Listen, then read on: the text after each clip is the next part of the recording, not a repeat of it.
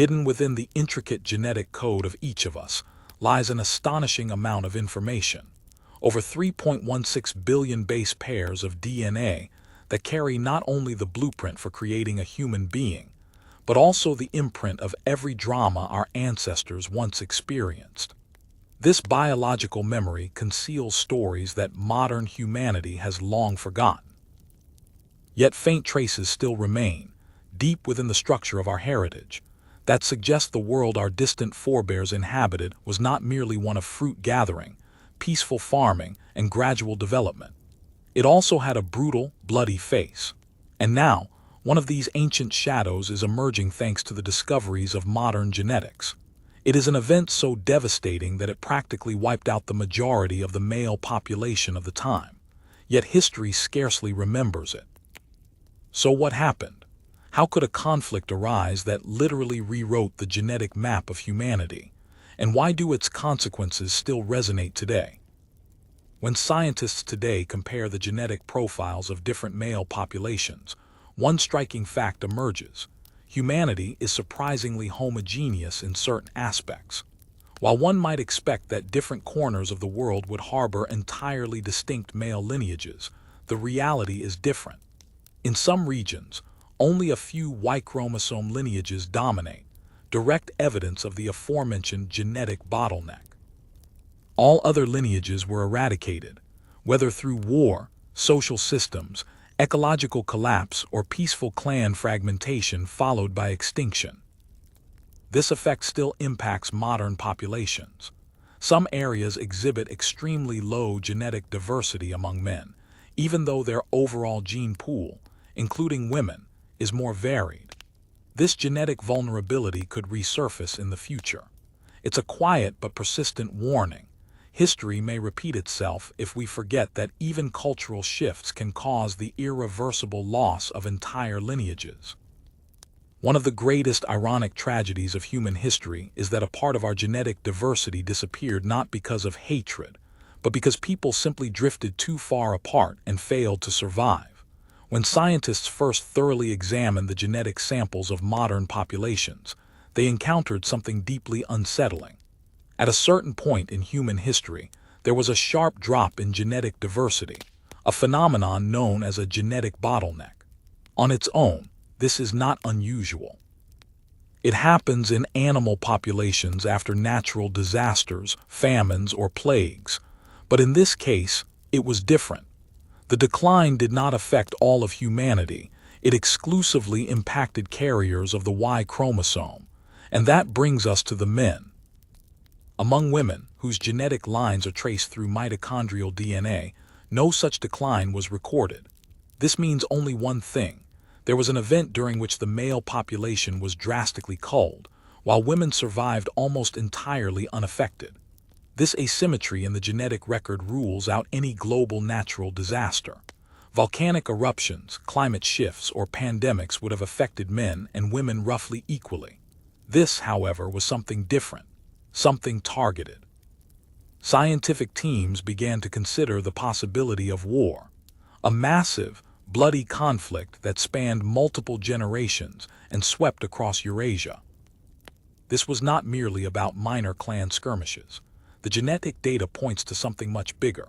The number of men in the population declined so drastically that scientists estimate only about 5% of the male population remained in some regions. The ratio of men to women in certain areas was as low as 1 to 17.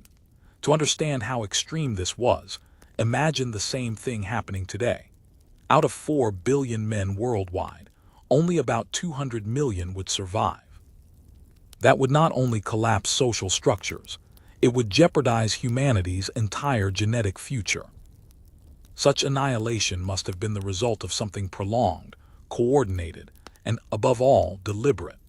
Scientists point to the period between 8000 and 5000 BCE, a time of dramatic change. The Neolithic Revolution was underway, people were transitioning to settled life, and the first real villages were emerging. But with this came the need to protect resources, territory, and women.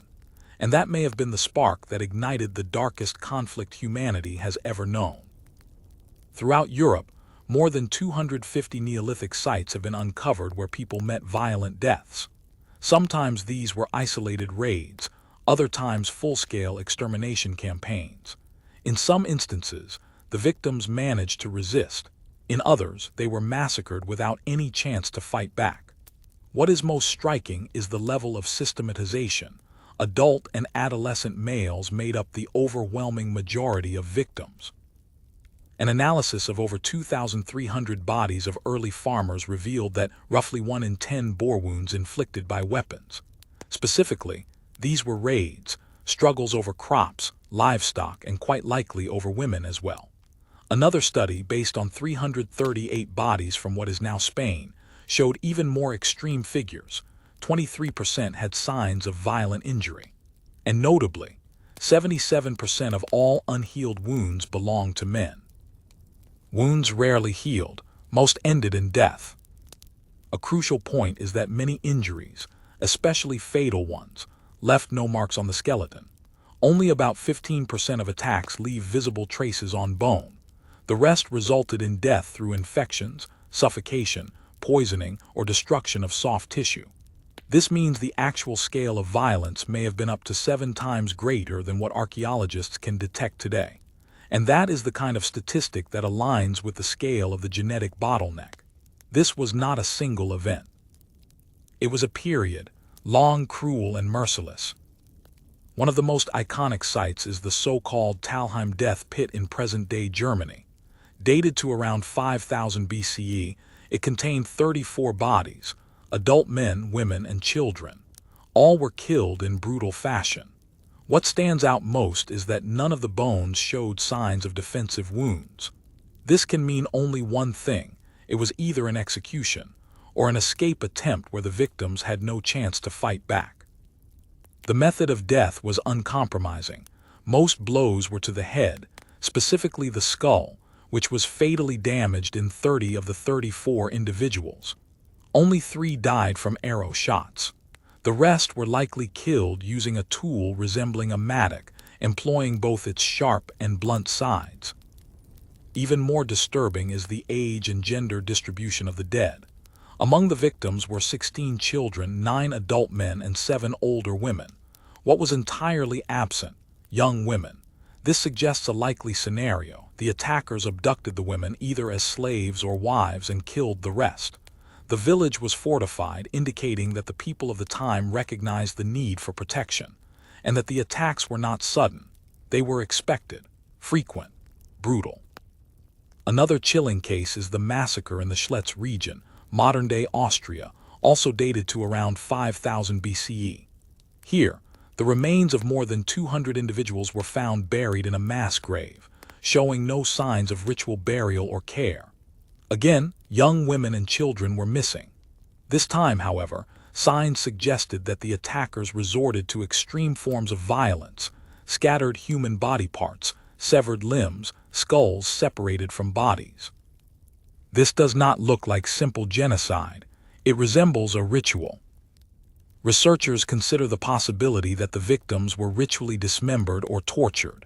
Children and adolescents were likely abducted and either integrated into the attackers' group or enslaved. Particularly disturbing is the randomness in how body parts were distributed throughout the area. No pattern, no burial, no reverence. Just a brutal testament to hatred and heartlessness. If there is one site that stands above all others, it is Herxheim, again in present-day Germany. Scientists have discovered more than 1,000 individuals in mass graves there, and estimates suggest the final number may reach as high as 1,500. These pits were dug directly behind the settlement's fortifications, which spanned an area of 15 acres. The dead included newborns, children, adults, and the elderly, across all age groups. And almost every individual underwent the same treatment: dismemberment, bone breaking, decapitation. Tongues were often removed, sometimes fingers as well. Bones were crushed to extract marrow. Skulls were likely used as bowls or talismans. This was no longer war. This was ideology. Researchers believe Herxheim may have been home to a cult with death as its central tenet. The inhabitants were not just passive victims. They appear to have been active perpetrators, executioners, and that makes it all the more horrifying. The settlement disappeared suddenly. Perhaps another group wiped them out, or perhaps they simply abandoned the site after fulfilling their dark goals. What remains is a place that resembles a nightmare, and yet it is only a fragment of a forgotten past. Archaeologists in Herxheim also uncovered many disturbing artifacts, and these were not ordinary tools or ornaments. Some skulls had been modified into bowls, others were decorated with carvings and displayed at the entrances to the settlement. Fingers, knuckle bones, and other small bones had been pierced, adorned, and hung on wooden structures which researchers believe may have served either as warnings or religious symbols. At the main gate of the village, wooden stakes were found bearing impaled human skulls, each one carefully cleaned and stripped of its lower jaw. It appears these people did not just accept death, they celebrated it. In their world, violent death may have held a deeper spiritual meaning than we can imagine today. The excavated bones further suggest that the dead were treated much like animals. Bones were split, broken, burned, and boiled. There are signs that skulls were not only preserved for symbolic reasons, but also for nourishment. The brain, bone marrow, tongue, all of these body parts offered valuable protein. The Neolithic era was not only about the transition to agriculture. It was also a time when human cruelty evolved alongside technology and social organization. And Herxheim captures this dark side of humanity in all its horror. Another striking finding from the isotope analyses of remains discovered at Herxheim is that the victims came from different geographic regions and had distinct dietary habits. Some were clearly identified as hunters and gatherers. They primarily ate meat and fish. Others were farmers. Their bones showed signs of a plant-based diet, cereals, and livestock. This suggests the conflict was likely not random. It may have been a cultural clash, the new sedentary world of farmers colliding with the older, nomadic lifestyle of hunters. This implies something even more chilling. If people were abducted from various regions, brought in, and ritually killed in one place, it required planning. Herxheim was not a spontaneous village. It was a base, a center, a place where victims were brought from great distances, from mountains and lowlands, from forests and fields. And even though the number of inhabitants likely didn't exceed a few dozen, their logistical abilities indicate they were a community with a plan, a strategy, an ideology. And victims. One of the greatest mysteries surrounding these sites is the fact that, following the worst massacres, the settlements in question often vanished almost immediately. In Herxheim, it is estimated that the inhabitants disappeared entirely within a few decades after the mass killings. It wasn't a slow decline. It seems more like something, or someone, intervened from the outside. Perhaps it was revenge, invasion, or a societal collapse caused by the community's own brutality. One theory holds that people capable of such atrocities eventually lost the ability to function as a sustainable society. Either they were exterminated by others, or they simply disintegrated. Interestingly, similar patterns emerge across other locations: massive violence, extermination of the population, and the sudden abandonment of the settlement. Some hypotheses suggest it was a repeating cycle. A group would gain power, perform rituals, abduct women and children, kill the men, and eventually fall into a spiral of chaos. The fact that no strong traces of the attackers usually remain may be the result of this inherent instability. Ritual murder was likely not only an act of violence, but also a corrosive force that tore these societies apart from within. It is also important to recognize that massacres and systematic violence were not confined to Europe. In Asia, for example, sites have been found where people collected human heads as trophies, sometimes decorated, other times left in their raw form. This was probably a display of prestige or a symbol of power. Other locations show evidence of the deliberate removal of specific bones, such as tibias, not only for sustenance but also for symbolic reasons. The bones were intentionally broken, scattered, or displayed. There is also archaeological evidence of people being buried alive. Some skeletons were discovered in positions suggesting they died in an enclosed space, arms reaching upward, scratch marks on the walls of the pit, even teeth broken from attempts to bite their way out. This was not just death, it was terror. Archaeologists speak of violence with a profound psychological dimension. And all of this occurred in a time when people lived in small groups, with no kings, no armies. This proves that extreme brutality does not require a state, only a person. During the period when these massacres took place, there was no such thing as standardized armor or weaponry. People fought using what they could make themselves: animal hides, woven fabrics, and plant-based materials. Nothing that could stop the blow of a mattock or a close-range arrow. The level of protection was minimal, practically non-existent. They fought with everything at hand, including everyday tools. Axes, spears, knives, clubs, mattocks, hammers, sickles. Anything could become deadly if held by a hand with the intent to kill. Each attack was extremely dangerous for the attackers as well. No shields, no helmets, only strength, courage, and savagery. That's why it is so surprising how organized some of these assaults were. They had to be planned, led by someone who understood the value of surprise, speed, and brutality. One must also consider another aspect. People were small, thin, and malnourished. Most only lived to be 20 to 33 years old, and the fact that someone became an adult male was, in itself, remarkable. That makes it even more shocking that this most vital group, young adult men, was being systematically wiped out. The great paradox is that the worst escalation of violence likely occurred at the very moment humanity was supposed to be entering a better way of life.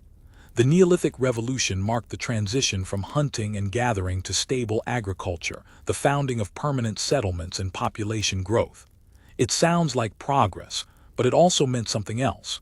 People suddenly had something to protect. They had crops, livestock, women, children, and neighbors. While earlier groups were scattered and accidental encounters rare, a settled way of life brought competition over space. And when the neighboring village began to grow stronger than your own, tensions escalated. Farmers built fortifications, palisades, ditches, watchtowers, and a new form of warfare emerged: raiding. Instead of hunting animals, groups began to hunt each other. Survival was no longer the only goal, it became about power. Women were taken as loot, supplies stolen, men slaughtered. Thus began a spiral of violence that gradually turned into a catastrophe with consequences for all of humanity. One theory that explains the collapse of male genetic lines does not focus solely on war. It also considers a shift in societal structure. At this time, human society may have transitioned to a patriarchal system, where new clans were formed based on male lineage. But this led to genetic vulnerability. If men from various clans became genetically isolated, and their survival depended on whether they could reproduce, then any major conflict could mean the complete extinction of their lineage. Women were welcomed into new groups, but foreign men were not. While earlier genetic exchange had been more frequent and diverse, the rise of patrilineal structures created a scenario where Y chromosome diversity began to collapse. Some male lines vanished completely, leaving no descendants. And because interbreeding occurred within small groups, the remaining lines became so dominant that they now form the basis of most of today's population. Seen this way, the extinction of male lines was not a singular tragedy, but a systematic consequence of a newly emerging social order. There is another, less dramatic but equally fatal scenario, so-called linear splitting. As clans grew, they would divide, often peacefully, and establish new settlements. These new groups were usually made up of related men, and if any of these clans failed, due to famine, drought, or attack, the entire genetic lineage would vanish. Since the Y chromosome is passed only from father to son, the extinction of even a single small group could mean the erasure of an entire branch of humanity. And in a time when settlements were small and fragile, this happened frequently. This scenario doesn't even require war, yet it ends the same way, with the disappearance of men whose genetic trace is lost forever, Because women were more often integrated into other groups, their genetic line survived. The result is a world where men were dispensable and women became carriers of continuity. In every case, though, blood was shed, whether by the hands of warriors or in the silent shadow of crop failure. Despite this immense genetic catastrophe, humanity managed to recover. And even though we still carry its legacy within us, our genetics gradually healed. How? Most likely through rising birth rates in certain areas that began to exceed mortality. Newly formed societies with stronger structures, more effective organization, and less instability began to grow. Conflicts still occurred, but on a smaller scale, or shifted to new forms like politics, trade, and eventually diplomacy. Larger communities formed, and the first civilizations began to emerge. One of the key turning points may have been the development of new norms for living together that emphasize sustainable growth, not just temporary victories by a single clan. Many societies began to practice the exchange of women and men between villages to prevent degeneration. And this network of connections may have been what ultimately saved us as a species. People slowly began to restrain their violence, though very gradually. But most importantly, they stopped systematically exterminating each other.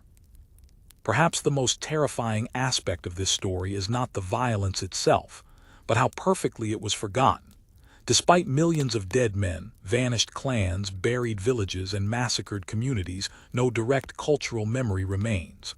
No writing, no legends, no cautionary tales. Only bones, silence, and our DNA whispering of suffering we no longer understand. Only today, through the advancement of genetics, archaeology, and anthropology, are we piecing together the mosaic that tells us what really happened. And while we can't be absolutely certain, the outlines of the event are clear enough. At some point in humanity's past, men died with such consistency and brutality that only 5% of them remained. And the entire human population today stands on the fragments of those few who survived. We often learn history through empires, battles, and famous figures, but some stories were simply too old, too bloody, or too forgotten to make it into our textbooks. The forgotten prehistoric conflict that nearly erased the male half of humanity is one of them. And yet, we must not view it only as a dark chapter of the distant past. It's a reminder of how fragile humanity truly is, how little it takes for an entire generation to vanish, and how important it is to understand our roots, even when they are painful. Thank you for watching this video all the way to the end. If it interested you and you want more stories from the distant past, consider subscribing, leaving a comment, or at least giving a like. Your support is what allows these forgotten chapters of prehistory to be uncovered.